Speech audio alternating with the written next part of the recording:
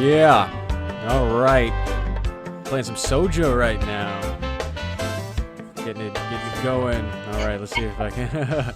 Trying to fade it out like, oh, I think that was a pretty good fade on my part. Welcome, everybody. Jtrain Show, another episode, another podcast, doing this whole podcasting thing. Find me on iTunes at the Jtrain Show. You'll find it under entertainment. Don't search it for under music. Search it under podcast. You should be able to find it. I think my friend was looking at like music or whatever. But anyway, for this episode, I got a very special guest, one of my good friends, Erin, who's going to be with us all the way from Indianapolis. She's been kind enough to be one of my guests on this show. How you doing, Erin? I'm great. How are you? Thanks for having me on.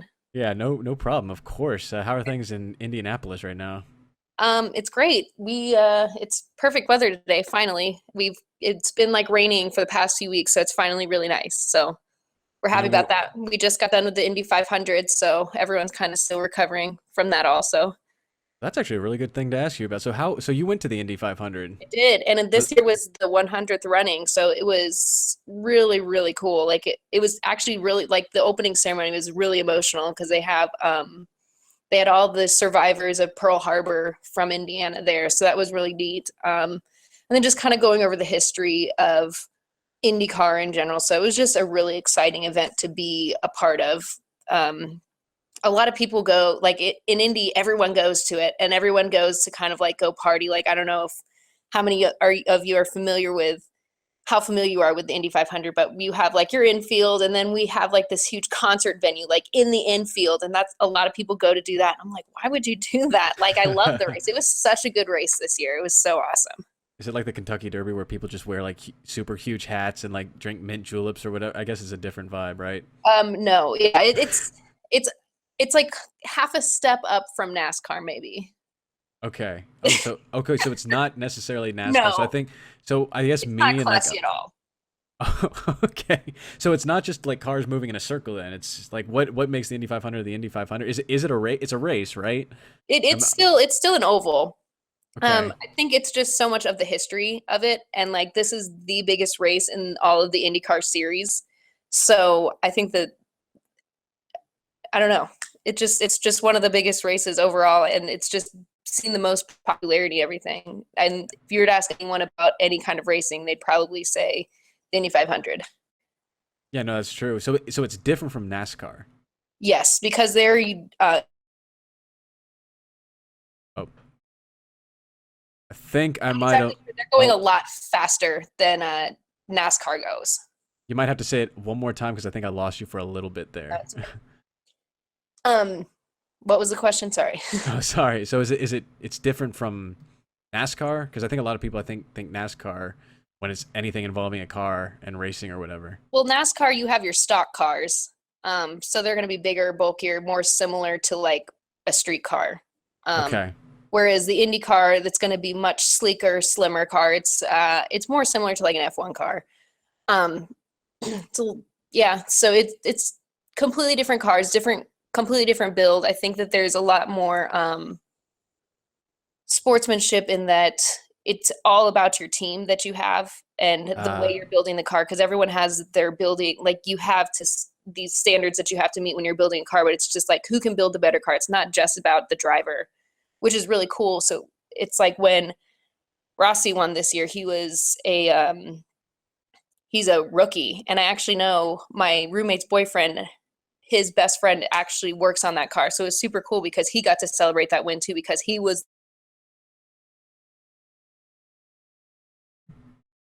There's a lot to say about teamwork in car racing, I think.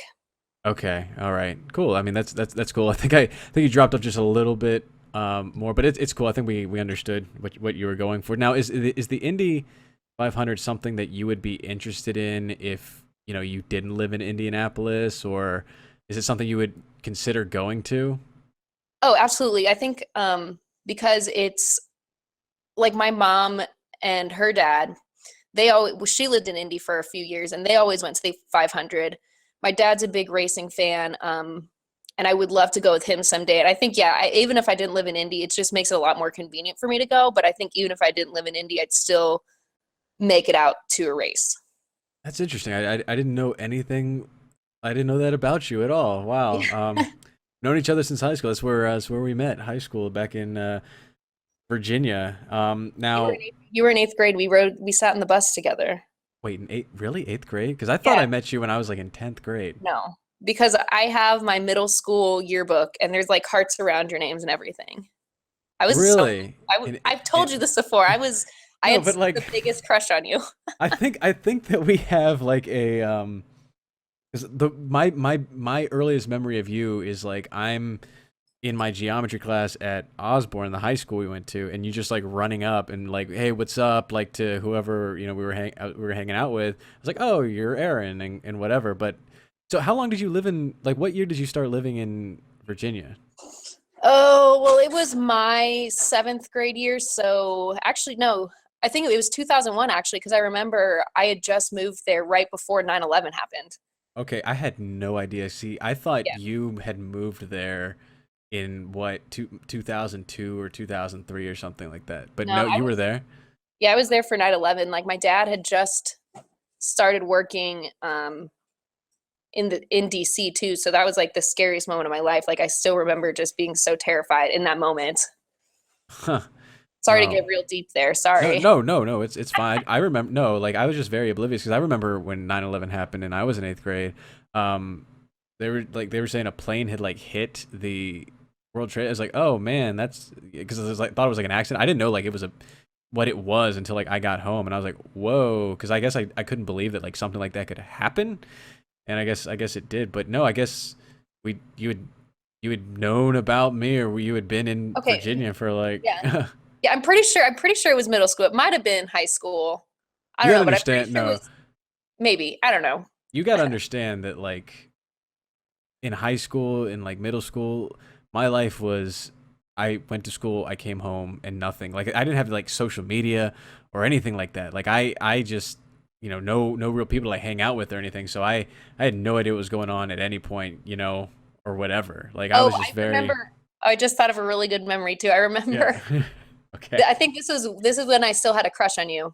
Okay. And I want to see that. I want to see that yearbook thing. By the way, that yearbook. I'll have to find it. You take a picture.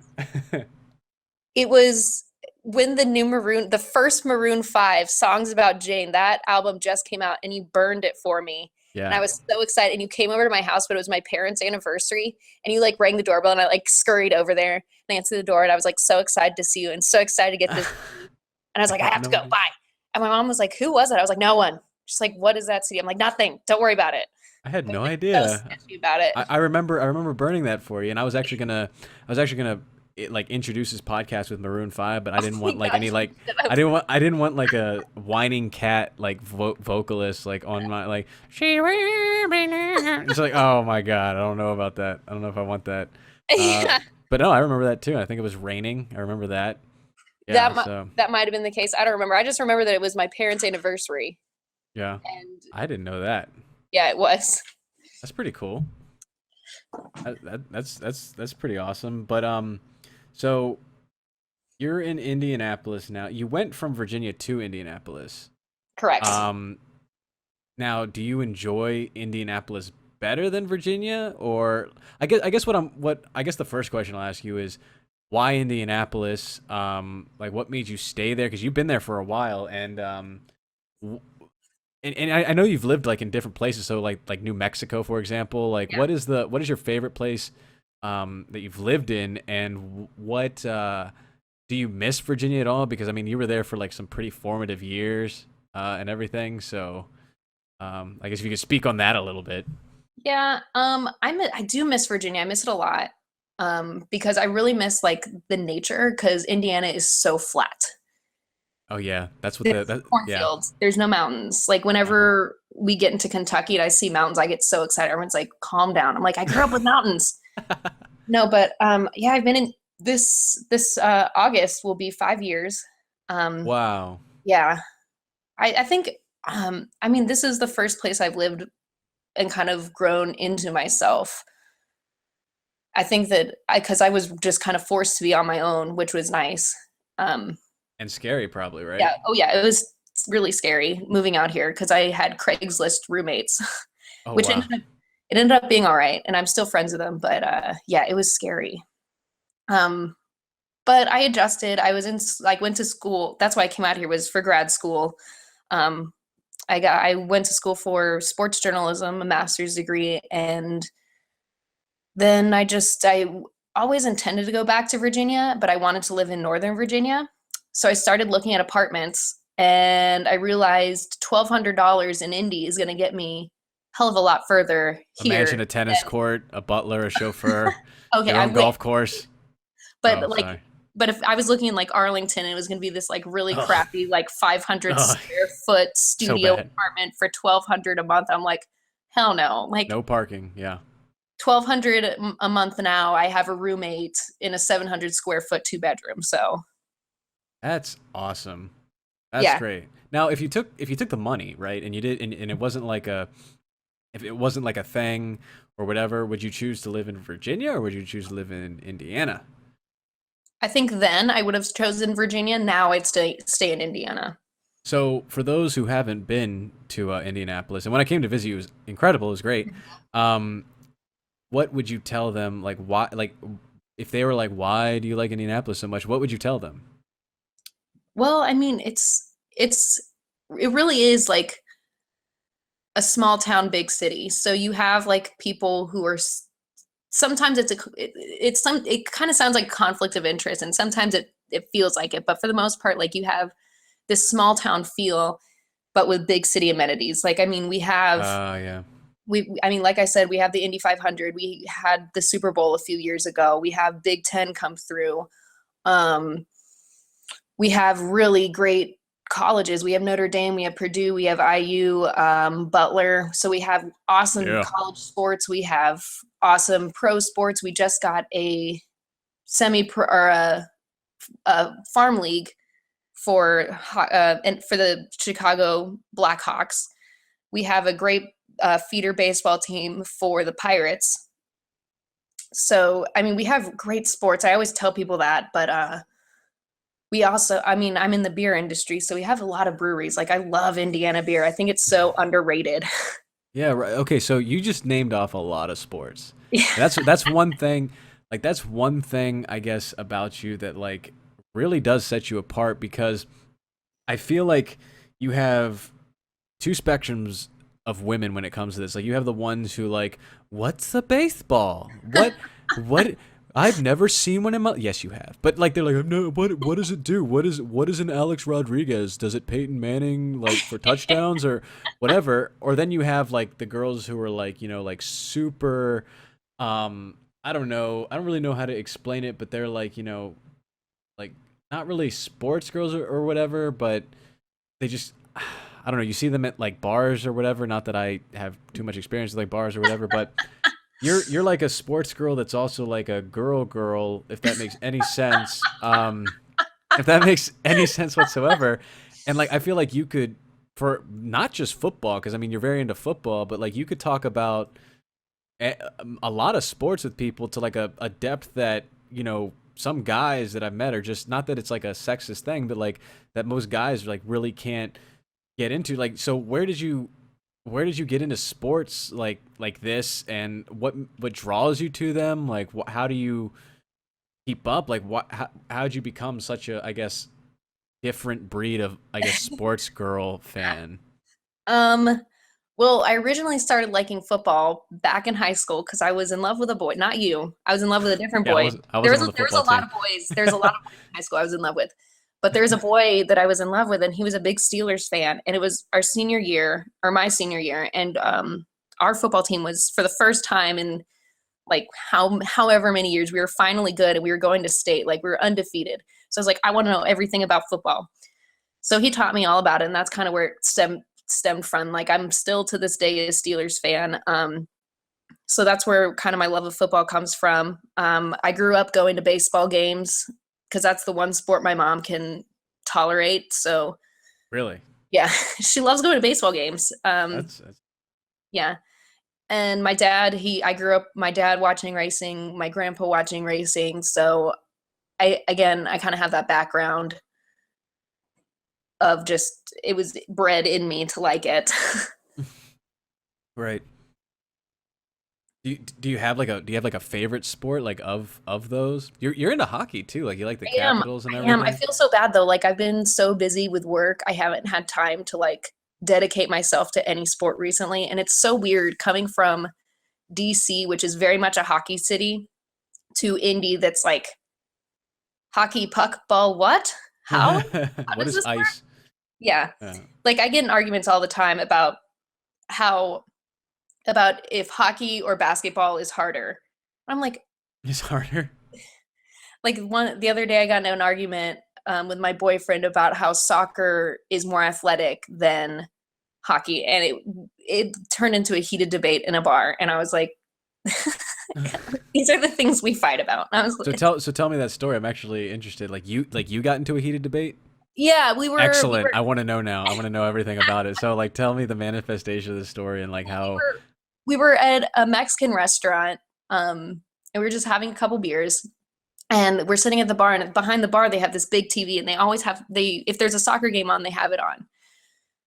And it's the Hispanic channel too, so it's even better. Like I don't know what is about Spanish commercials, but they're so ridiculous, and I love them. I love watching Spanish TV. I have no idea what's going on, but I love it. Football. Yeah. So anyways, we're sitting there watching the game, and he doesn't like soccer either, but he's like, yeah, I got stuck watching hockey at work the other day. I said, oh yeah, what'd you think about that? He's like, soccer's so much better. And I was like, what? I was like, you hate soccer also? He's like, yeah, but I hate hockey more. And I was like, how? He's like, well, soccer's just, they need so much more skill and it's harder. And I was like, whoa, whoa, whoa, whoa, whoa. They are on grass. Like I can run on grass. You can run on grass. Like hockey's on skates. He's like, yeah, I used to skate all the time. I'm like, okay, but it's still hard. Like, don't you remember like when you're first learning, it was hard. He's like, yeah, but I'm really good. I was like, it's like, good for you, dude. Why isn't he in the NHL? Because he doesn't like hockey. Oh, is that what it is? Yeah. What you should do is you should get him to like put on the gear and just take slap shots all day. Then we also got in an argument about how lacrosse is lacrosse is a better sport than hockey. I was just like, oh my gosh, why do you think hockey's the worst? Because he's like, well, hockey pucks are like, they're only like 2 ounces, and like lacrosse balls are 2 pounds. So we looked it up. A hockey puck is like 5.5 ounces, and it's 6 ounces, and a lacrosse ball is 5.5. And I was like, I win this argument. And he's like, well, it's still harder. They have to look at them. They're like just hitting each other all the time. It's so much more hardcore. They just like hit each other with their sticks. I'm like, yeah, they do the same thing in hockey. He's like, I've never seen it. I was like, they do. Like they physically fight each other. It sounds like he's got like some sort of extreme bias. That's all of Indianapolis. Like everyone, you either love hockey or you just hate it. Yeah. Like definitely not a hockey town. Yeah, I think that all sports have their own kind of difficulty, right? Especially at the professional level. There's some aspect of the sport that's super hard. It's like try to throw to a receiver being covered by an NFL cornerback, you know, or an NFL defense. Have you ever played basketball once, like at one day, and just felt how your body felt the next day? Oh, I know. Okay, now picture doing that against like the LeBron Jameses of the world for 82 or so games a year, right? Yeah. I don't say any sport is better than. Well, okay, I do say some sports are better than others, but I wouldn't necessarily say one is harder than the other. They're all like, they have their own difficulties in their own ways. Yeah. And you train, and like these guys train so hard. It's ridiculous. Like to see their workout regimens, I'm like, feel disgusting. I am drinking a beer and eating a hot dog right now. Do you watch MMA at all? Like mixed martial arts? Every now and again, usually if it's on like at a bar, I do actually enjoy watching it a little bit, but I don't go out of my way necessarily to watch it. I've really gotten into it recently. I really like watching like the female fighters. Like they are right. That's yes. Like, Oh, they're so I love watching like female sports. Like I don't know what like I Oh, love when the college softball thing comes on. I love there's this girl named Joanna, and I'm not gonna say her last name because I'm gonna like butcher it, but she's like Polish, and like her strikes are like some of the best I've ever seen ever. Like seeing that Holly Holm Ronda Rousey fight oh my gosh. was Yeah, great. it's just so interesting to see male athlete versus a female athlete in like, especially in MMA when it's definitely a testosterone male driven sport. Mm. Whereas for the women, it's, I mean, for all of them, it's all about Technique. training. It really is about training and like honing in your skills and being good at Yeah. what you do and who can be better than the other. But it's like, I feel like for the women, it just, I don't know. It's just completely different. I feel like when you're watching it. Yeah, It I just think goes so you're much deeper. Like I feel like these women have such deep like rivalries. no, it's true, and I think you're absolutely right with like what you said, like with the technique and everything. Have you looked at? I feel like you would have the biggest, most massive crush on Conor McGregor. Like, No, I'm have you about to. looked him up? Have you looked him up at I'm gonna all? look. Okay, No, I'm gonna look him up right now. first off, he's Irish with a beard. Oh, oh no, I think I have seen him. Have you heard him like talk and everything? But I can imagine he's Irish. Yeah, like after this podcast or whatever, listen to some of his sound bites. I think you would be like obsessed with him. He's like your kind of athlete, I Mm. think. um, so yeah, you were talking about like breweries and alcohol and stuff Mhm. earlier, and I know that like you're really into the whole like craft alcohol like kind of scene, right? Like you went on that trail for like Maker's Mark or something like that, or The Bourbon Trail, is as that what it's called, the we Bourbon Trail? in the drinking world like to call it. Yeah, Right. it's yeah. Yeah, that was super cool.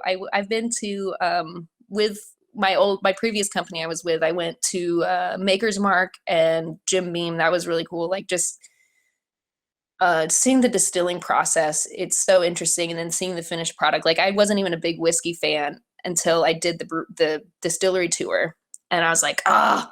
It's so cool. Like it makes, I feel like it makes a difference, like knowing where it's coming from, how it's done, and just the craft behind it. It just makes it like as you're drinking it, it's so much more satisfying just knowing the hard work that's put into it. Absolutely. There's something. It's weird. I don't drink, you know this, but like Yeah.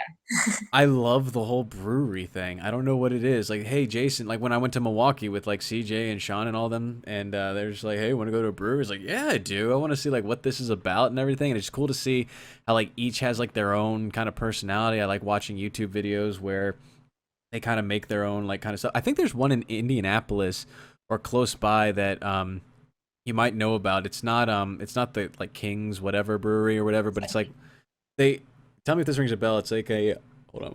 It's like a they do like comic book themes or whatever with their I don't know if that rings a bell. It might not even be Indianapolis. You um might be making yeah, it.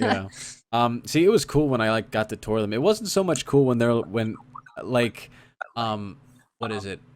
I I went to this thing where it's like a it's not called like a lock-in or whatever, but I was like, "All right, guys, what are we doing now?" I was like, "Yeah, we're drinking." I said, "Oh, for how long?" And they're just like, "For 2 hours." And I'm just, "What? What do you mean? We're just gonna stand here and just drink like beer, or in my case, just stand there, right?" And they're like, "Yeah." So after a while, I was like, kind of like, but you're one of the very first people who you know I know of personally who well even like my whole entire world, like you're like the first person who really started talking about breweries before like they became like a huge deal and everything. So what was I started the trend. yeah, I think no, you were like the first person I really ever heard like talking about them. I just wanted to know what like what got you into them? How did you hear about them? When did you because I know I think you like work for one now. Like what got you into breweries and what got you interested in the whole brewery scene? All I guess all that. Well, like I said, I went to grad school here, and once I graduated, I was like, shit, now I need a job. And finding a job in the sports world is incredibly hard. it's hard as a female, and it's hard just overall to find a job in the sporting world if you don't have the connections. And that's the hardest part, is making those connections. And sometimes that takes a lot of time without a lot of money. And I was like, okay, I need to make some money. So I ended up getting a serving job at a brewery that had a restaurant. And at the time, I thought that I liked beer, and I was drinking Mich Ultra. Mich Ultra. So it's like the water of beer. So that's like what do you call those? You call those that's one of those low carb beers. But there's a name for like the Bud Lights of the world and stuff. What are they called? They're not microbrews. They're macro. I guess macro brews. Yeah, I guess. Yeah. I don't know what you're thinking. I think I know the word you're thinking of, but I don't say it enough to care. Yeah, if it comes to me, I'll just shout it and interrupt you and everything. Yeah. But yeah, so I went there and I started trying the beer, and I was like, oh my gosh, I have not been drinking beer at all my whole life. Like, I'd been drinking Natty Light through college. Every now and again, we would get fancy and get a Yingling keg. But which is, I love to tell people that, because in Indy you can't get Yingling. So I tell people, I'm like, yeah, I used to drink Yingling all the time. They're like, what? How did you do that? I'm like, is there a reason for that? They just don't distribute in Indy for some reason. I think it's because probably they don't have enough product to send out to the world, because they are fairly popular. Okay. So, but I did hear they're opening another brewery down in Florida, so that will probably help with volume. Mm-hmm.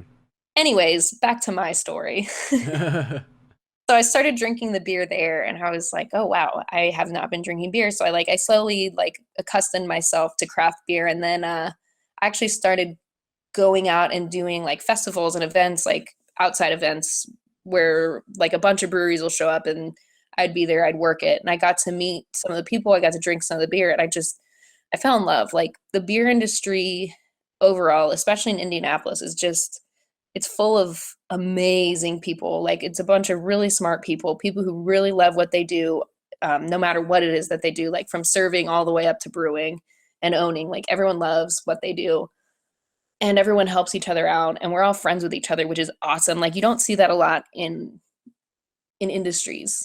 Like, you don't see competitors being friends with each other. Like, we're pretty tight-knit community, I'd say.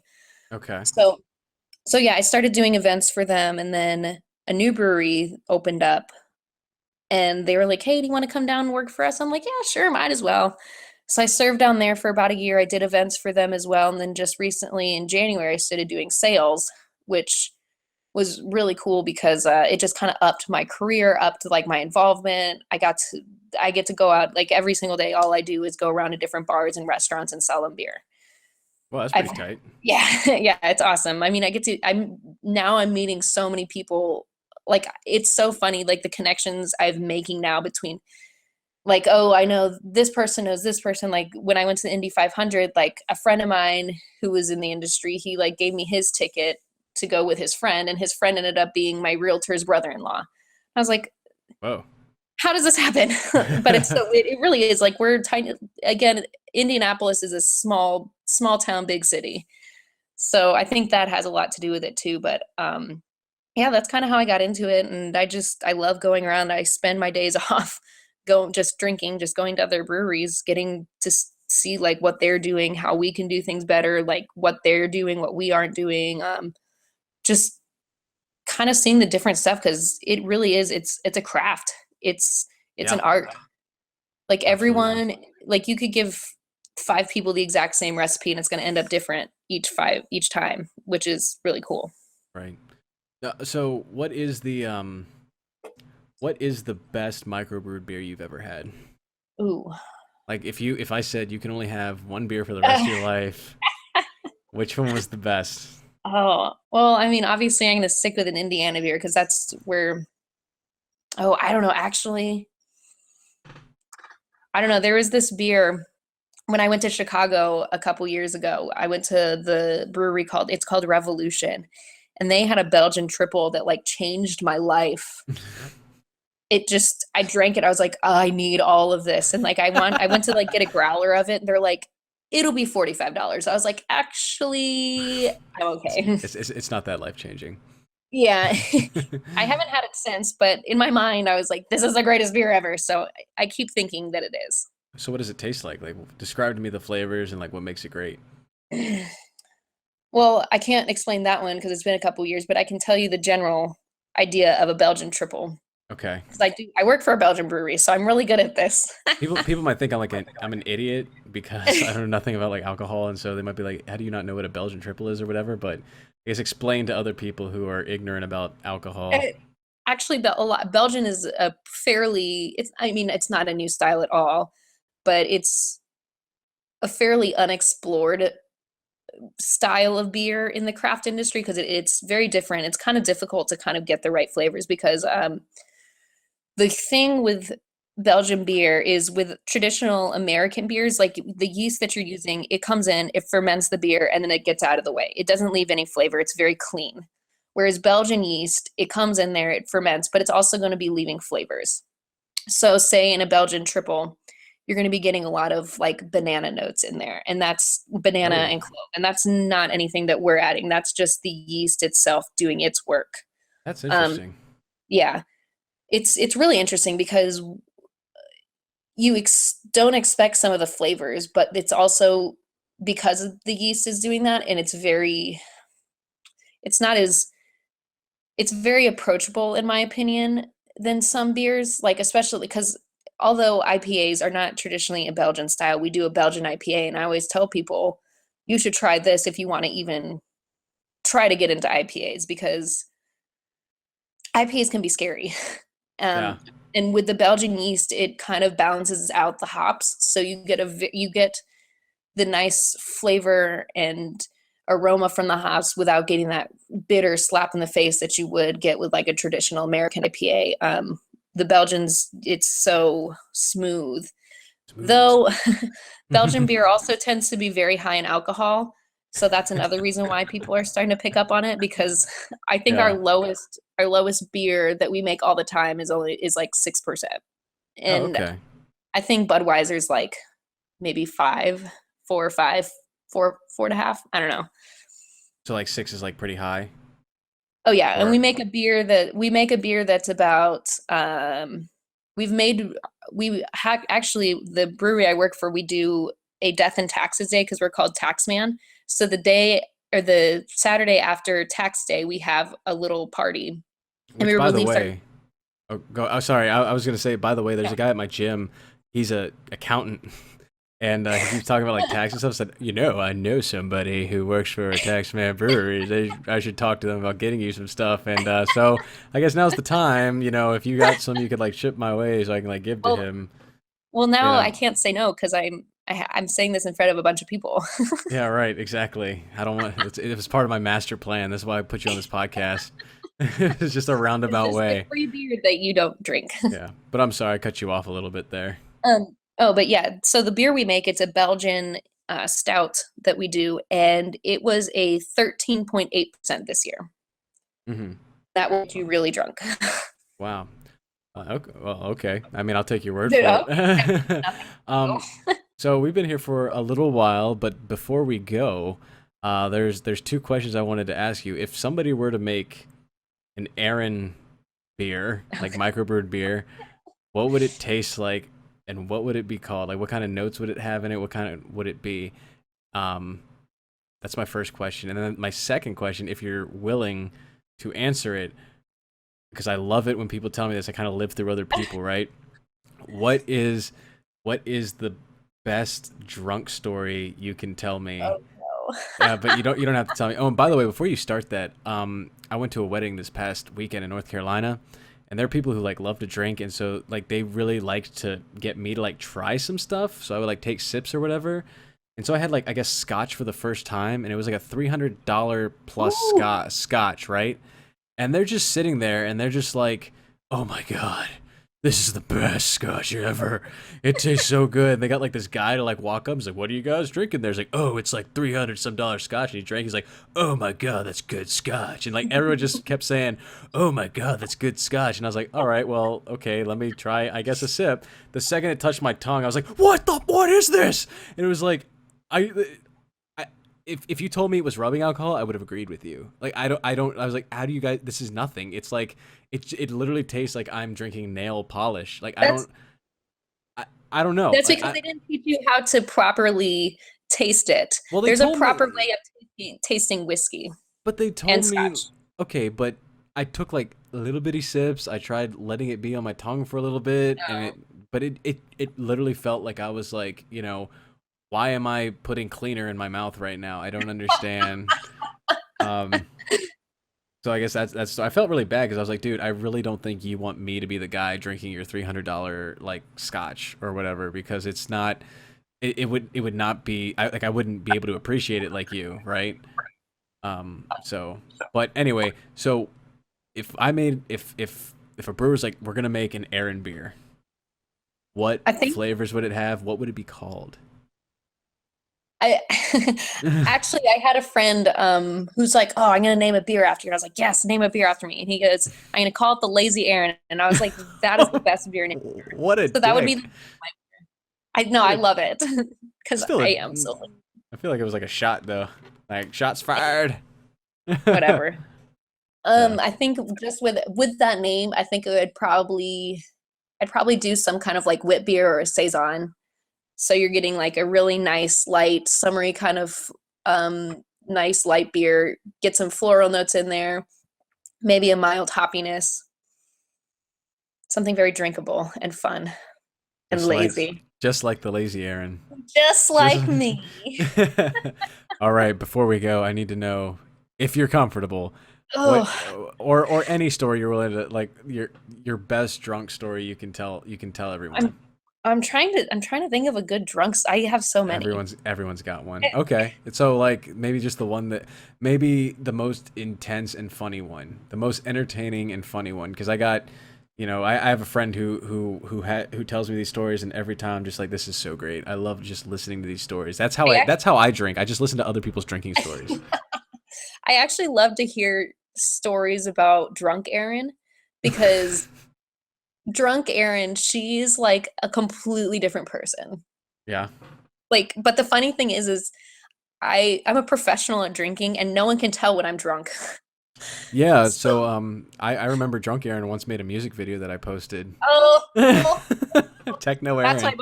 most embarrassing moment. I don't know. It was a pretty big hit. Oh gosh, I'm so bad. I actually haven't watched it all the way through because I'm just so mortified. It's actually really it's a really you look adorable and the dancing Oh is my god, no, awesome. I don't. All of it's terrible. It's great. Oh. But anyway, Anyway, so my and I won't tell that. Okay. So I was in Radford where I went to undergrad, oh, it's starting in and Radford. This is gonna be good. and I was at a bar with my neighbor, and we're just standing outside. He might have been like smoking or something, and I was just outside with him. And so we're standing there, and this guy comes running past us. Like we kind of knew him because he was in a couple of our classes, but we weren't really like friends with him. But he comes like running up. He's like, he just like named Renzo Gracie and what is it, Matt Serra. I think that's who it was. Two former UFC fighters. Right. They were at the bar down the street. So my friend's like, "Oh my god, I love them. We have to go." So we like go down there, and I'm like, "Okay."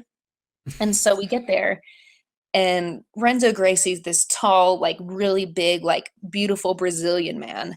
And then there's Yeah. Matt Serra. He's like this little bowling ball, bald headed, like really big, but just like a little bowling ball. Yeah.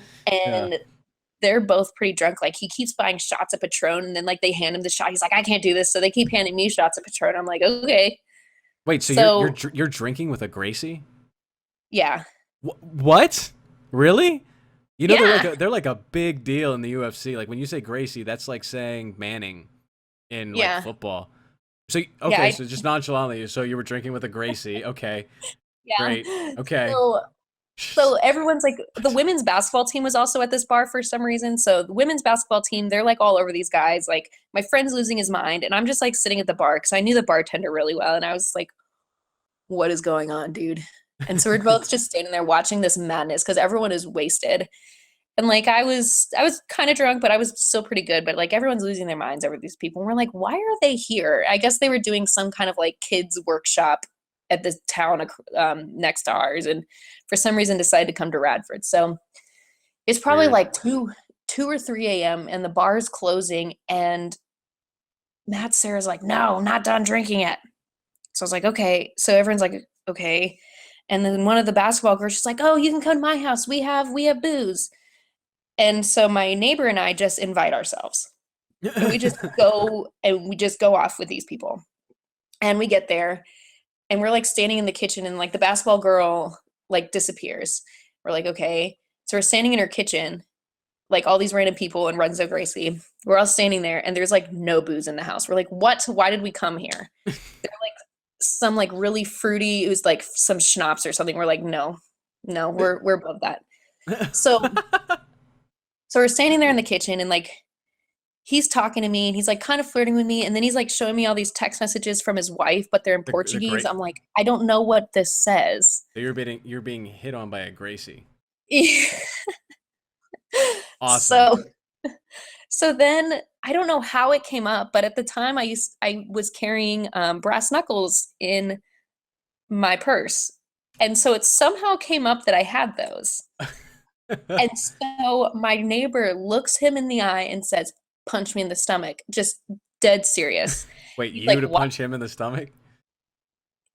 Renzo Gracie to punch him in the stomach with my brass knuckles. What? So what? I'm just like, this seems like a terrible idea. I don't know who you are, but you're really big and everyone says you're kind of famous. So I hand him the brass knuckles and he puts them on. He's like, dude, do you really want me to do these? He's like, yes, do it. So he punches. I don't think he probably did not go full strength, but punches him in the stomach. He's like, oh man. And then I was like, oh Jesus. And so it's probably like 4:30 in the morning by this point. And I'm like, dude, I just want to go home. So we were like, okay, let's just walk home. So we get home, whatever. Next morning, I text him. I was like, hey, man, how are you feeling today? He's like, I feel like I got hit by a train. I was like, or hit in the stomach with brass knuckles by a UFC fighter? And he's like, oh, shit, I forgot about that.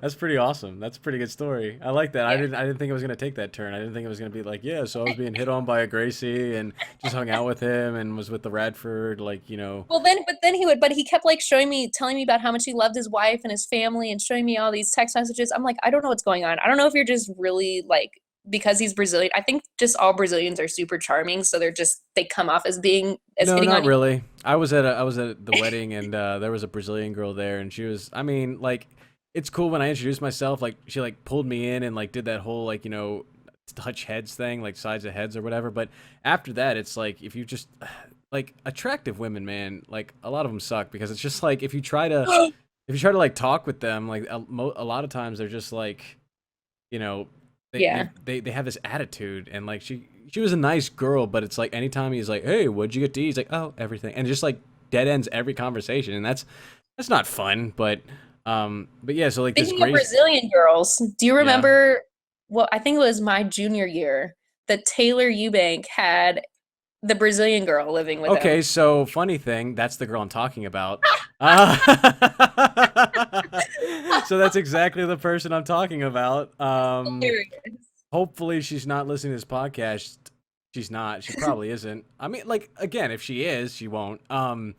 She won't. Yeah, like, she was a nice girl, but like you could just tell that like her entire life she's just been told like she's like super hot, and like always having like people tell her like, you know, she's great or whatever, and never having to develop like social skills or whatever. I mean, she's really cool. Like I was like, hey, I'm Jason, I've heard a lot about you or whatever, just want to introduce myself. She's like, oh, hey, blah blah blah. But then after that, it's like anytime you wanted to like have any kind of conversation, like she made you feel like ridiculous for like wanting to talk to her, because like she would like just kind of shoo you off as like, oh, this is like another guy talking to me or whatever, and I just hated that.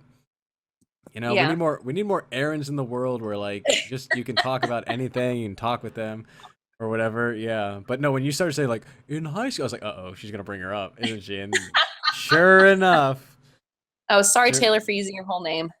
Oh, actually, did you? I don't remember. Maybe I'll cut it out. I said his whole name. Sorry. Oh well, I'll look back at that. But all right, Erin, I'm gonna.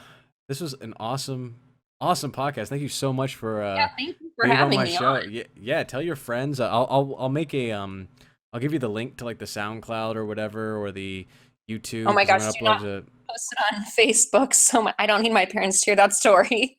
Oh, really? Oh, well, you can do what you want with it. But it'd be cool because I think they'll enjoy it. But I'd like post it on YouTube or and iTunes, and you just tell your friends where they can go to like listen to it. And Okay. yeah, because I think they will enjoy it. If you are on iTunes, just look up the Jtrain Show under podcasts. And yeah, is there any kind of social media or anything you want to plug, or like any businesses or breweries you want to tell people to go to or anything, Aaron? We'll come to my brewery, Taxline Brewing Company, if you're ever in Indianapolis. Also, add me on Twitter, E_Foley43. I'll have to stalk you now. Awesome. Well, thanks. Thank you so much again, Yeah, Aaron. good to talk to you. Yep. All right, everyone, have a great night, morning, day, whenever you're listening to this. Peace.